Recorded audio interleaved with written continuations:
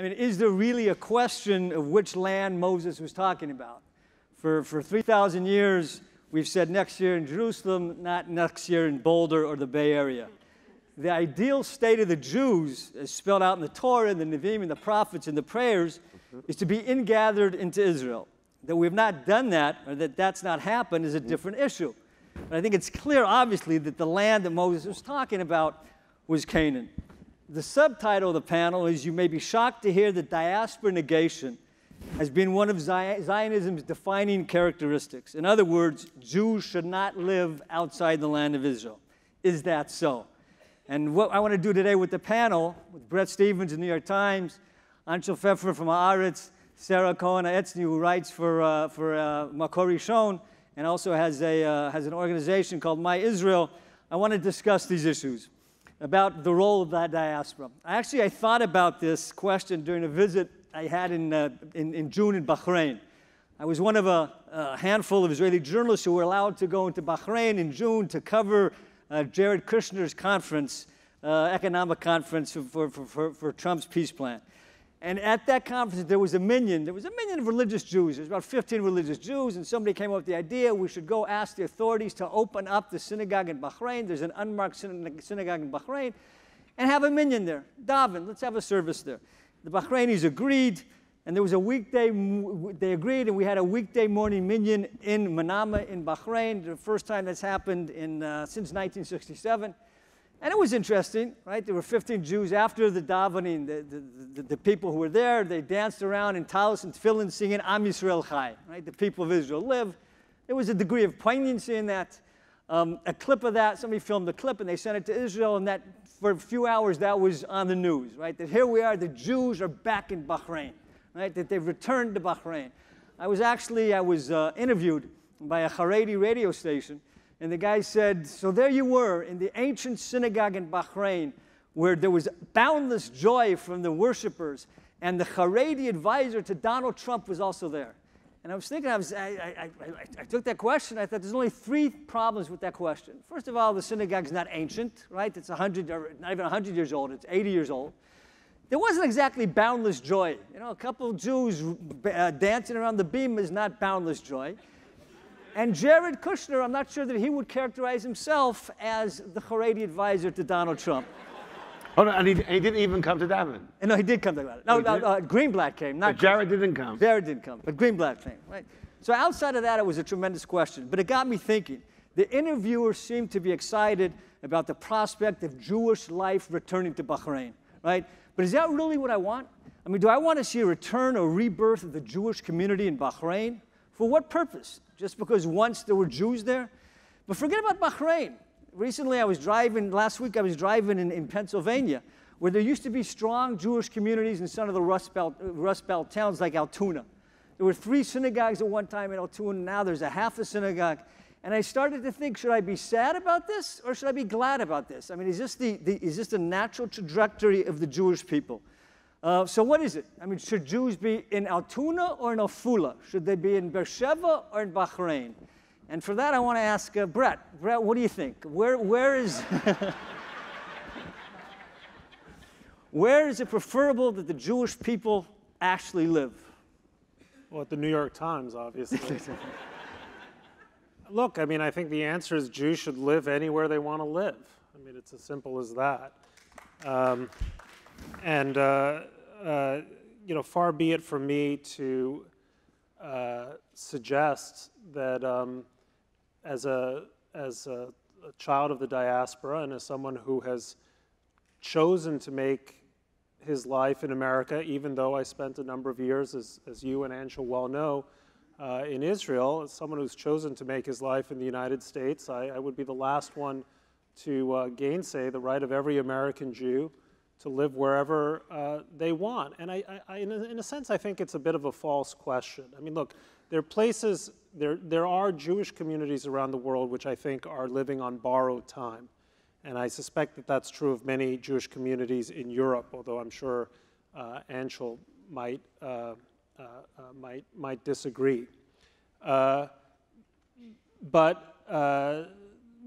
You know, the real point is isn't where Jews should live. The question is, how does a Jewish community living in different places around the world work to strengthen every other side and place of the Jewish world, both geographically and across other sorts of ethnic and even religious divides? I think that's really the urgent question.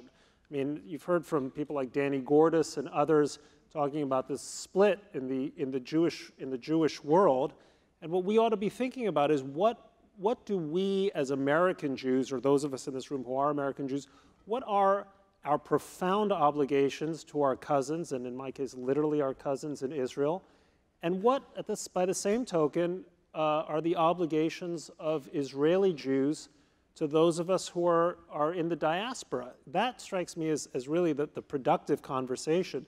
Debating where Jews should live isn't going to get a single Jew to move from one place to the other. Right. It won't, but it has been. I mean, Zionism, the idea, early Zionists thought that once you have a state of Israel, there won't be a need for the diaspora. Sir, let me ask you a question that Brett brought up. What obligations forget the obligations of diaspora Jews to Israel, what obligations do Israeli Jews have to the diaspora?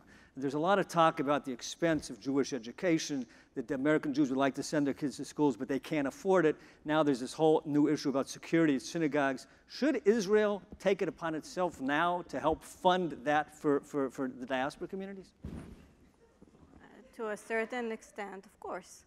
I mean, Israel and America is not, like, the Jewish communities in America are thriving, and the more challenging, I know that we're talking about 2 centers here, but there are more centers of Judaism around the world, and they are also under a lot of pressure and a lot of both security, but also identity. So, of course, that the State of Israel, after more than 70 years, has responsibility upon our brothers and sisters across the ocean. Up to a certain extent that, of course, we have our own, like, people, we need to take care of our own state, and we have poverty, and we need to you know, our health system is under pressure now, and we do have a lot of problems, but we still need to take responsibility because we're not kids any longer. I mean, so does that taking responsibility mean that Israeli taxpayers should help to pay for these things? It's a big debate. It's a big debate in Israel. You could see that Israel now has a diaspora ministry. It hasn't been before. And the diaspora minister used to be, until not long ago, Naftali Bennett, who's now the security minister. But Israel do feel that we should take responsibility, and if funding is a part of the puzzle, so we should take this responsibility as well. It is a debate in Israel.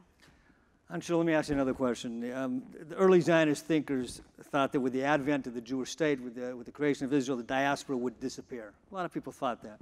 It didn't. It didn't disappear, as we all know. Is that a failure of Zionism, or is it a failure of the diaspora? No, let me just sharpen that question by just one interesting statistic that I saw. Since the creation of the state, 150,000 Americans have made Aliyah, right? 150,000 out of a community of 6 million. That's nothing. So had 250,000 American Jews come to Israel after the Six-Day War, the country would look dramatically different. But they didn't come. So who failed whom? I don't think anybody failed anybody. And I think that if we take a less nostalgic and more realistic look at the history of Zionism, Zionism was not originally designed as the Zionist project of building a sovereign state for Jews in the Promised Land was not seen as an answer for all the Jews. It was seen as an answer for the Jews who were being persecuted in the Pale of Settlement in Eastern Europe. It was very much a solution for a specific community or area in which Jews lived. It was not seen as a solution for if you read Herzl, and if you read Herzl's diaries and the negotiations he was having with the Turks and with the Germans and with the British, it was designed as a solution for Eastern European Jews, who were the Jews under threat of pogroms in the Tsarist Empire. It wasn't seen as being an answer for all Jews. The talk of Zionism and of Israel being the place where every Jew has to be is a later evolution of Zionism. It's much more something which came about in sort of an answer to communism and an answer to various other ideologies of the late 19th and 20th century, when people talked of universal solutions for man. So some Jews became communists and some Jews became Zionists and said, this is what everyone should be thinking of. So everyone should be thinking of life in Israel. But when we use the words of failure, I think that's just exactly the wrong terms to use, because what we have today in the Jewish world are two massive, unprecedented success stories that our grandparents and our great-grandparents couldn't have imagined. We have in the last 70 years built a state, a sovereign state, which is successful. It can sustain itself, even though it does get a lot of help from America. It doesn't necessarily need that help. And Israel's got some of the things that we can't talk about openly and some of the we can talk about openly. It hasn't got borders, it hasn't got a constitution with those two things Israel needs, but it's a success story, even though we can be critical of that success. And on the other side, we have this incredible success story of American Jewry, of a community living as a minority, but with unprecedented levels of integration and influence and success in every field, from finance to academia to government to the media. I mean, occasionally Jews don't do that well in the media, but there are some good examples. And this is something that I think Jews in America 70, 80 years ago couldn't have dreamt of either. So we have two massive success stories, and we're a nation which over the last 2,000 years hasn't had that much success of this kind of reaching these levels of power and influence. We're a nation in which knew persecution and suffering and pogroms and genocide, and having to keep both metaphorically and physically the suitcases packed and ready to run when the Cossacks were coming. And suddenly we've got two success stories to deal with, and we're not used to success. And the moment we have success, we're like, oh, who's going to come and take it away from us? We don't deserve the success. It's not something that we know how to handle. And I wouldn't say it's a tragedy, but it's perhaps an irony that the successes seem to be almost contradict each other, to be almost rebuking each other. That Israelis think, as American Jews, they shouldn't be so successful in America, because the only place Jews should be successful is in the sovereign state of Israel. And I think in some ways American Jews feel also a sort of resentment towards Israelis, saying, well, we've built this Jewish homeland here in America, but the Israelis are doing something else, and that's sort of a challenge to our success story. Maybe they've got it right and we've got it wrong. And if we've got it right, then maybe they've got it wrong. And these are all losing arguments. These are two huge success stories, and we should be happy as Israelis, we should be happy for the success story of American Jewry, and Western diaspora is smaller communities, but still great success stories, and vice versa. And a lot of this, we're having all these conversations, all these conferences about the rift and the crisis between Israel and diaspora. There doesn't really need to be a crisis. These are two incredible success stories, which we shouldn't have to apologize for. I think that's all very well said. The thing is, American Jewish success is success as Americans more than it is success as Jews. And I think that is a deep issue. That is to say that I'm guessing that almost everyone in this room has had a very successful career, happy life as fully integrated American citizens. Whether everyone has done so as a Jew, I know, speaking for myself, that's probably not the case. I sometimes wonder whether the story in Israel is whether it's been more successful as a Jewish community than as an Israeli one, which is to say, to embrace an identity that goes slightly beyond the purely Jewish identity. But I think there's a question of what you mean by success. I think success for Jews is, first of all, that we've survived. But we've survived for 3 generations, both in Jews in America and Jews in a level of prosperity, with a level of increasing prosperity, with a level of increasing security. And we're asking ourselves almost every day, can we take this for granted? Is this real? And even though our generation, we're both of a generations which were born into, I wasn't born in Israel, but I've been in Israel since I was a kid, and your generation, we've sort of felt that we can take this for granted, but we've still inherited this sort of this gene or this reflex that asks ourselves, hold on, is this real? Is this lasting? And it creates this constant tension, and we're thinking, who's got the right formula, the Israelis or the American Jews? And I think they're both great formulas. And I agree that you succeed in America, not necessarily as a Jew, but the fact is America has sustained 6, 7, or 8 million Jews for a century or so. Well, I mean, that's the story. It sustained 6 million Jews for a century now. That's a difficult number, yeah. Well, it's a difficult number, but it also is a telling number because it suggests that there's some limit, and after which the Jewish community dissipates through assimilation, intermarriage, and a lack of affiliation with their identity as Jews. That's a self-imposed number. It's the first time that the number's not being imposed from the outside. And when we talk today about anti-Semitism, we're not talking about governments coming and telling us, well, you can't live in this part of town or in this part of the country, and you can't have X number of people in the university, you can't be in certain professions. So American Jews and most Jews in the West are not living in that situation anymore and haven't been, by and large, at least for 70, 80 years. And Israel, as a Jewish community, you said, certainly doesn't have those limits. But Anshel, you said that you judge success by survival, right? No, we've survived. I mean, I was being slightly cynical, but because then the question. But that is the original. That would have been the original. You ask our grandparents, how would you measure Jewish success? First of all, keep alive. But Israel's success is not surviving; it's thriving. This is how we measure success in Israel. But 72 years ago, the first requirement for Israel was to survive. When Ben Gurion's first meeting, minutes after he proclaimed the state of Israel, the independence, was with the heads of the Haganah. Which so we're in two different situations. That was 72 years ago. No, I'm talking about today. As for us, for Israelis, the success means to thrive. The big question: what is a success for the Jewish communities outside of Israel?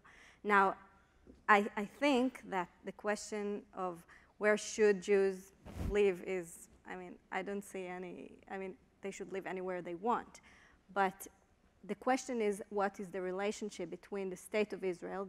It's a fact, and the Jewish diaspora. Now, we just read the Lech Lecha parasha in the last weekend, and for more than 2,000 years, the whole Jewish tradition aimed to Eretz Israel, that the Jewish nation should build a state and should build a country, and in the last 73 years, it's a fact. So it's not a matter of profit, it's not a matter of belief, it's a fact. Now, one of the main questions for Jewish diaspora is, are we a part of this thing that's called Israel, the Jewish state, or aren't we? And I find it very challenging in recent years more, but that raises an interesting question, and that's what's the value of the diaspora? Is the diaspora only there to serve Israel, or does the diaspora communities have value on their own per se? Right? So this was also a debate in the Zionist movement. You can look on Echad Ha'am, who talked about Shlilat Hagalut and not Shlilat Hagolah. Sorry, I don't know how to say it. Negation of diaspora. No, but can you negate the diaspora ideologically and not negate diaspora Jews? Because I think that's a problem Israelis get into, right? They negate the diaspora, and they come across as arrogant because they're saying that the diaspora Jews, like you said, that, I mean, the purpose is, some people believe the purpose is to serve Israel. That's rather arrogant. I don't think the word serve is a good word. I don't look for servants. I look for relationship and I look for partnership. I don't look for someone who'll work for me. I do think that you cannot ignore that one of the big and main focuses in history of the Jewish people is very dramatically, and it happens today in Israel. So the big question is how do you build the relationship? I don't look for servants, but I do look for partnership, and it's a big challenge. Brett, what do you think the responsibility is of the diaspora to Israel? Well, I think the first responsibility is to pony up tons of dough. Is what? So how's that going? Actually, pretty well. No, look, I think the real responsibility is to be cognizant of the unique dilemma or dilemmas that Israelis face. And I find a lot of the commentary, sometimes coming from diaspora Jews, to be superficial and fairly cheap. In what sense? What are you talking about? Well, I mean, let's take an example from about a year ago when those protests in Gaza at the fence started taking place. And in certain corners of the American Jewish diaspora, there was a great, kind of wringing of hands, like, oh dear, we're shooting at these, or we, Israelis, are shooting at these protesters. We, as Jews, feel somehow complicit. Make it stop, make it stop. And I've just challenged, and I did so in a number of columns, some of the people saying this, saying, well, how? By all means, Lieutenant Colonel, Jewish pundit X, tell the Israeli army what's the special formula for preventing 10,000 protesters from breaching a fence, perhaps occupying an Israeli town, creating a situation, possibly taking hostages. How do you resolve that? I mean, do you have a special weapon that that you've developed in your garage, or do you have a brilliant diplomatic formula other than sort of pleading, you're making me feel bad as a Jew because you are faced with the exigencies of statehood that I'm not faced with, and I feel somehow guilty, and it's making my skin itch a little and making it difficult to conduct conversation at my, with my tennis partners in Greenwich. And I find that profoundly objectionable. Look, the Jews of the diaspora have been removed from political life, right? And for 2,000 years, Jews never exercised that kind of sovereign responsibility. Even if, the Henry Kissingers of the world exercise it in the name of some other entity, we never really exercised it for ourselves. And by some bad joke by God, after 2,000 years of not having this responsibility, not only were we returned, or were Israeli Jews returned to the responsibilities of statehood, but they were returned in just about the most difficult place where that can be conducted. I sometimes feel like there should have been some kind of starter course, like in a portion of Iceland should have been, it was like, go and take care of issues like fisheries, the occasional volcanic eruption, figure that out, and then we'll kind of ease you back into the hard stuff, like, the Palestinian conflict, enemies on 7 sides, et cetera, et cetera. But no, the Jews, they dived straight into the deep end, and that's difficult. And I don't think American Jews sometimes sufficiently appreciate it. Look, whether you like Bibi, hate Bibi, however you felt about Olmert, any single prime minister, all these prime ministers wake up in the morning and some staff aide hands them a menu and says, here are your choices. There's bad, bad, bad, bad, and worse, worse, worse, worse, but it's not entirely clear which is bad and which is worse. Please choose. And in the meantime, try not to make American Jews feel bad, right? And I think we owe it to Israel, not necessarily to agree with everything they do, right? And certainly not to hold our tongues, but at least to engage that conversation with a level of deep understanding that those dilemmas are very hard and that Israeli leaders are not simply acting in bad faith. So let me ask you this question, going on to what Brett said. Netanyahu comes to Congress and he gives a speech against Iran, and makes American Jews feel uncomfortable, many American Jews feel uncomfortable. Should that consideration have come into his decision-making process? Should he have thought before making a decision to speak in Congress that what he does might make American Jews feel politically or socially uncomfortable? I think that shouldn't have been part of his consideration, because this wasn't anything to do with America. It wasn't anything to do with American Jews, or even anything to do with the Iran deal. This was a election gimmick. It was what you were there. What, Yeah. two and a half weeks before the election. This was nothing but an election gimmick. This is the biggest platform that he could have commandeered. Okay. And it wasn't even in Israel, but it was the best and biggest platform for a candidate running in what was then a very close election. But so forget. That was all there was anything to do. The American Jews didn't even come into the equation. But so forget that particular incident in Congress. But the whole argument that he had with Obama, a frontal argument with the President of the United States, which made Jews feel uncomfortable. Should that come into his thinking? No, I don't think it should have. It didn't. I don't think it should have. I think he was wrong to do that, because I'm very critical of Netanyahu's policy in the way he engaged with that specific issue. I don't think Obama's policy was very good either, but there's the two different issues. But no Israeli prime minister has an obligation to put American Jews or any diaspora Jews first. They are not his first consideration. They're not his second consideration. And I think that an Israeli prime minister has a sacred duty towards all the Jews of the world to do one thing: to safeguard Israel as a possible future haven for the Jews around the world, because most of the Jews don't need Israel today. Hopefully they won't tomorrow, but who knows? And that's Israel's raison d'etre. So I think the Prime Minister of Israel should consider American Jews, should consider other Jews, but at the end of the day, that is not his or her main consideration is preserving Israel's security. I don't think Netanyahu has gone about doing it very well in recent years. There's a different question. But when Ehud Olmert launched the Lebanon war disastrously, should he have thought that this would lead to the massive anti-Jewish demonstration on the streets of London and Paris, which were happening at the same time? That's really not part of what an Israeli prime minister needs to think about. You agree with that, Brett? Oh, yes. By the way, I think that was Netanyahu's finest hour. What, the speech to Congress? Yeah.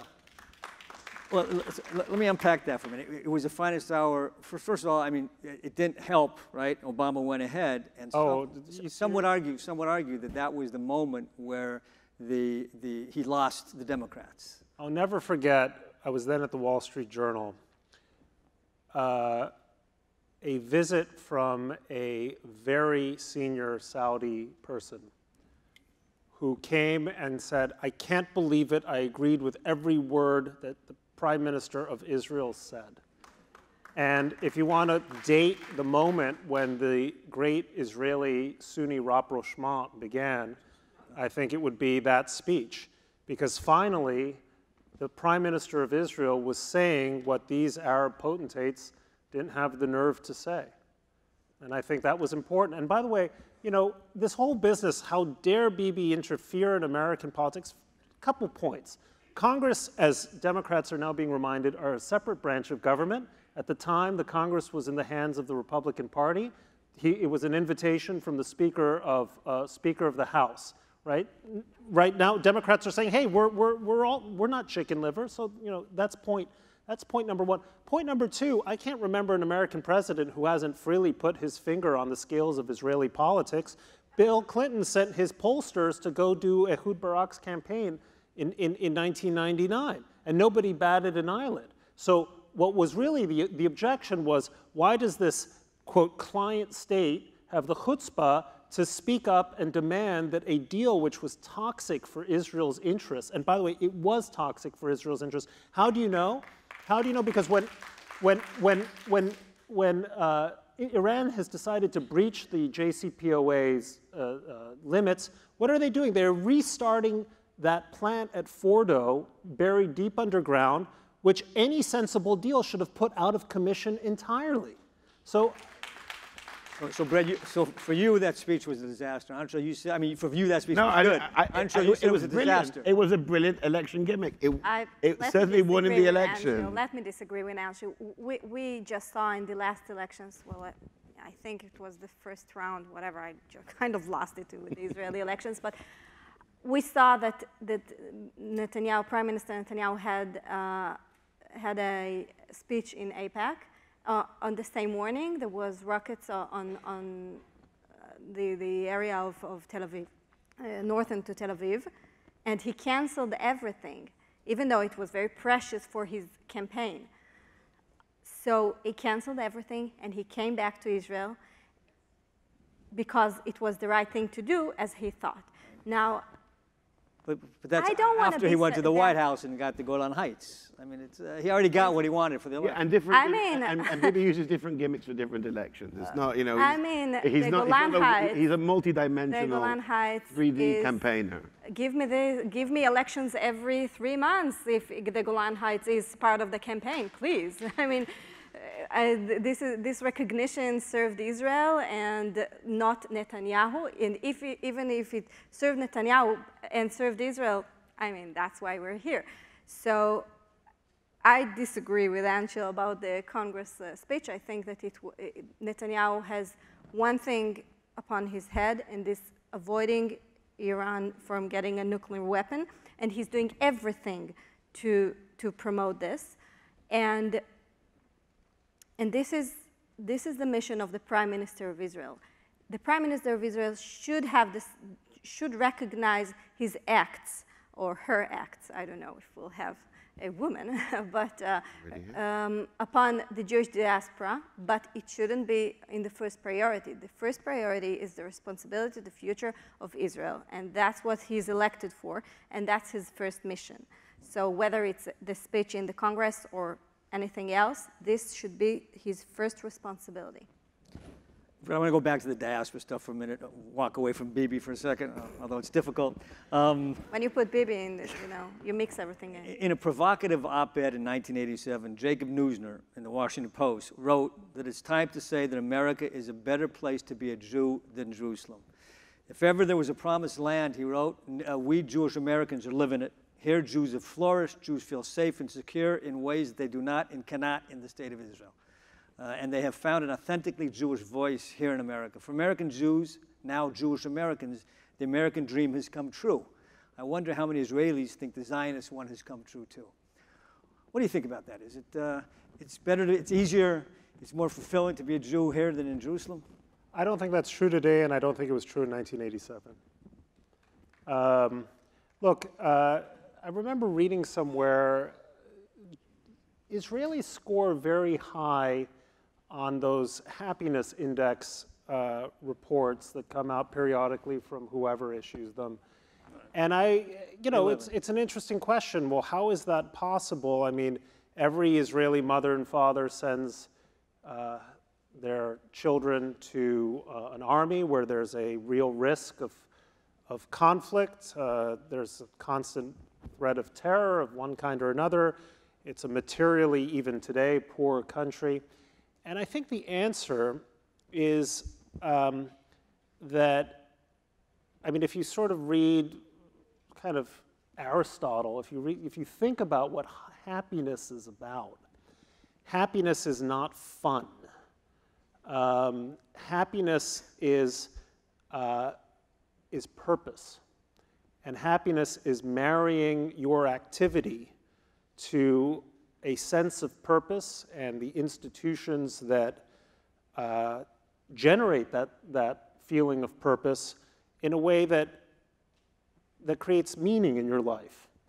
I mean, I'm very fortunate to have had a career where I feel that purpose, but I think that American life in general is in fact by design constructed not to give you that sense of purpose. I mean, as an American, you kind of have to figure it out for yourself. You live in this land of almost infinite choice, which is, great if you're choosing coffee makers. Just get the German one. but not so great when you're trying to kind of figure out, well, what are you going to do with your life? And one of the things I notice about Israel, and this is kind of, whenever I'm in Israel, you sense people who kind of know what they're about. And there's something, and I'm speaking, in this sense, even though I live there as an outsider, you get that feeling that they know what they're for. They know who their enemies are. They know what they've got to do. There is a quality of unity, and even in all of the mishugas, all of the, the to and froing, a sense of in-it-togetherness that doesn't exist here. And I think that is a fulfilling and enriching way of living life that is not so automatic here in the United States. Only like a rank materialist would think that American Jews should be happier because we have more stuff, right? I don't think that's why that's a very impoverished vision of what a happy and fulfilling life ought to be. Just one brief remark. I was once at a World Economic Forum shindig in Davos, and I was chatting with this guy who was this French journalist, very anti-Israel, right? And I was chatting with him for a while. I was an editor of the Jerusalem Post at the time, and why are you so anti-Israel, this, that, and the other? And at some point, I just had a feeling, I said, I have to ask you, are you Jewish? And he said, yes. And I said, and have you been to Israel? He said, no. And I said, well, why not? He said, I'm afraid I'm going to like it.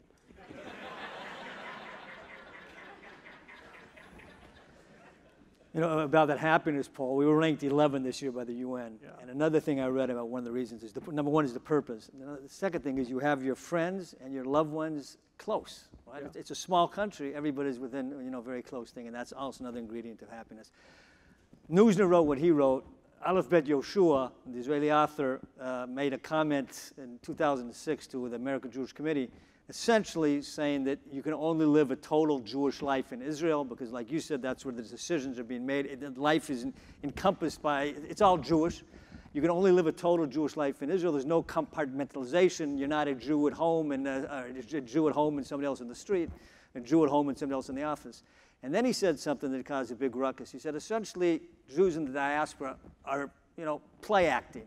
The real action is taking place in Israel. Sarah, what do you think of that? Do you think that diaspora Jews are acting, being Jews, because they're not where the action is? I was exposed to the Jewish diaspora after the army. I grew up in Kiryat Arba. It's a small settlement next to Hebron, and now I live now in Jerusalem. And I lived totally full Israeli life in my personal level. And I discovered the Jewish communities in North America after the army when I went on shlichut to Camp Ramah in Wisconsin. And it was an eyes-opening experience for me. I actually discovered a whole new world that I never knew before. And I continued to 2 more summers. Afterwards, I met my husband there in the same mishlachat the year after. So it happens at Ramah. And so I discovered the very rich world of Jews in the States, in North America. Afterwards, I also discovered more communities in Australia and South Africa because I used to work in a youth movement. And I do acknowledge the very rich world of Jewish communities, and I do think that the real thing is Israel. And I think Israelis should understand more deeply the challenges that the Jewish diaspora is facing in religious life, in personal life, in every level of life they have.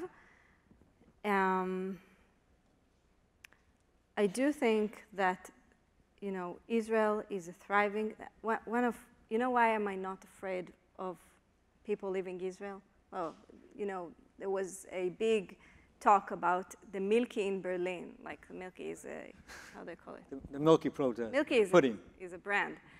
So it's cheaper in Berlin, so we'll move to Berlin. I'm not afraid of it. You know why? Because Israel is awesome. Really. Israel is awesome. Now, if you want to leave, leave. But we'll keep on building this amazing state and to build, and that's why I said it's also our responsibility to build the connection and relationship with Jewish diaspora around the world, not only in the United States, because Israel is awesome, and it's a thriving state. It's a thriving democracy in this jungle of the Middle East. It's not perfect, but yeah, wow, it's amazing. Look at our surroundings. So I do think it's our responsibility to build this connection because of our force, because of our strength. Just an anecdote about the Milky protest. You always read, every few months, you read stories about a brain drain and how everybody's leaving. All the brilliant people are coming to Silicon Valley or going to Berlin. And you better watch out because the country's going to leave. I made Aliyah 35 years ago. There were 3.2 million Jews and 4 million people. Now there's 6.7 million Jews and 9 million people. And that's in the span of the time that I've been there. So you got to take everything in perspective. Anshel, let me ask you a question. You've got different realities. We like to say we're one people, but we live in completely different realities. We live in the most unhospitable neighborhood in the world where we were seriously worried about personal security, right? And the security of the country. American Jews, thank God, live in the most benevolent society the Jewish people have ever been in. They're different realities. When you live in different realities, you see things differently. How can we understand the realities? Because they don't understand ours in Israel, and we don't understand the reality in America. We don't understand the degree that immigration is in the DNA of the Jews, and we don't hear the dog whistles that they hear.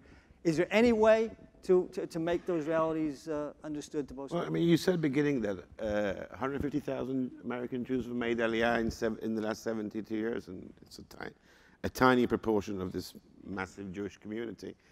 And the Jews who did move to Israel moved from North Africa and Eastern Europe, more or less. So that's 90-something% of Israelis did not come from Western societies, did not come from democracies, came from the opposite of democracies. And as Brett said, and we were thrown into the deep end of Palestinian conflict and Arab-Israeli wars. And so we were also thrown into the deep end in the sense that we were expected, for some reason, to have a perfect democracy from day one. And in many ways, it's a fantastic democracy. It's got freedom of press and freedom of expression and a really combative and contrarian media, and the elections are trusted. Not that many countries do you believe that what is put out by the election commission on the day after the election is really what people voted for, and there wasn't any kind of monkey business being done in the ballot boxes. And Netanyahu has tried to ruin that in this last election by trying to say that there's fraud. But until now, most Israelis have trusted the electoral system, an independent judiciary. So all these things, I think they're a miracle. The fact that the country which 90-something% of people who came to has achieved, and I come from a newspaper which is very critical of the miracle because we want it to be even better, but it's a miracle it's been achieved. There is no other country which achieved independence 72 years ago, when a lot of countries were getting independence, and has attained these levels of democracy. And all this with a population which did not have that experience. So I think because Israel is such a great success story, and I agree with Sarah, it's awesome, Israeli democracy, where when it works, and within the Green Line, obviously, because outside that it's a military dictatorship.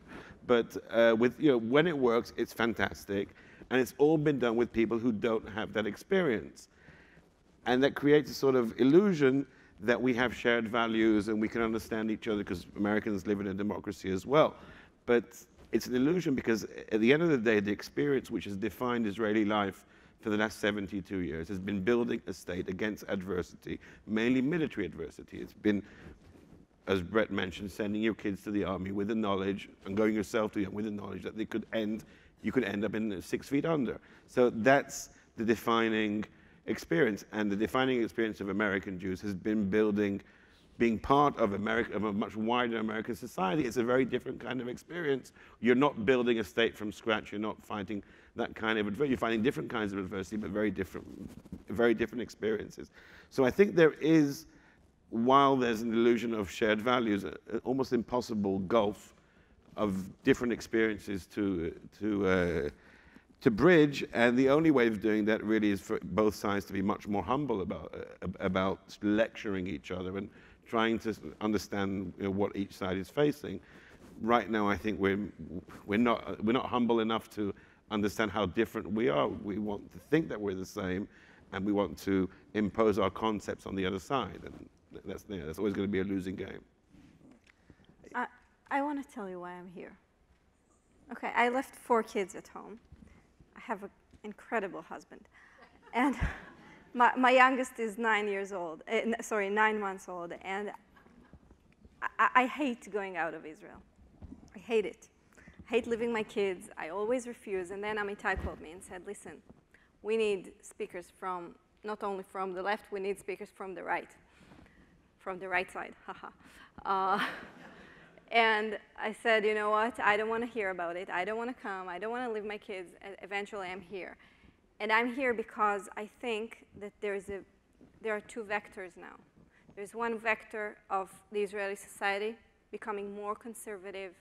Demography is working. Yeah, it's doing the change. And it's not only demography. It's also our experience from Oslo, from the intifadas, from, you know, very well experienced, and the Israeli public is very smart, very well experienced, and he knows what's good for him. And it's becoming more conservative as the Jewish communities, especially not only in the United States, but also in the United States, is becoming more liberal. Now it's 2 vectors that are not meeting each other, and it's growing exponentially. And I'm here to try and build bridges between this conservative, more center-right population in Israel and between the North America Jewish communities. I'm here to But is it possible? Is it possible? Of course it's possible. Of course, if not, I wouldn't leave my kids, okay? I'm a great believer. Yeah, clap, it's possible.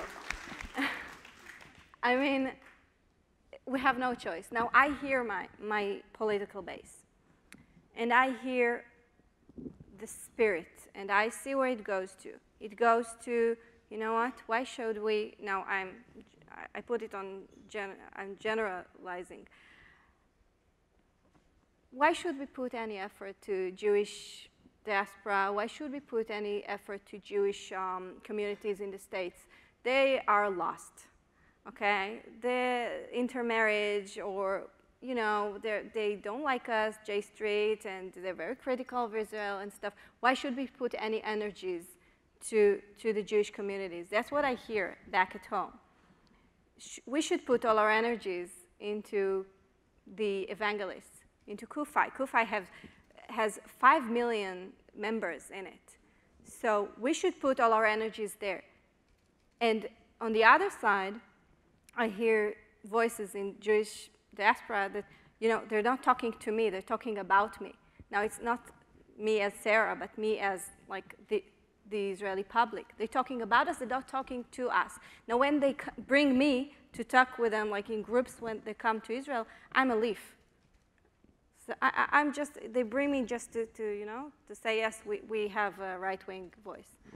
So we need to talk to each other. Even if we disagree, we need to put the big elephant in the center of the room, and we need to talk to each other. Now, if it means to leave my 4 kids at home and come here, so I'll do it. But I'm a great believer, so. Thank you. We got to end. I just want to end with addressing another big elephant in the room, and that's, Brett, what's it like to be a pro-Israel voice in the New York Times? So every now and then I go into the office and I'm in the elevator with one other person.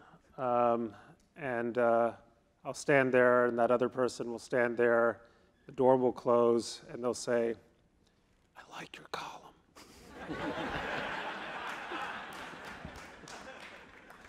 No, look, in all seriousness, when I was at the Journal, I thought the Journal and the Times were equivalent newspapers, in that they had roughly the same circulation. And I've realized that's not true. The Journal, if the Journal were a band, it would be the Grateful Dead. It's a cult band. You're either into it or you're just sort of vaguely aware of it, right? The Times is like the Beatles. Everyone participates, and even if I'm Ringo, You're the fifth Beatle. the point is the reach of the paper is formidable. It's astounding. It blows me away.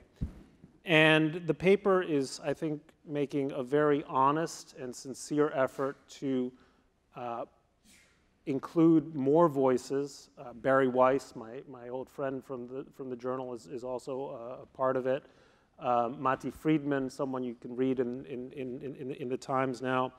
And the Times has always had a tradition of having prominent dissenting voices on its opinion pages. And one of them was A.M. Rosenthal, of course, and another one was Bill Safire.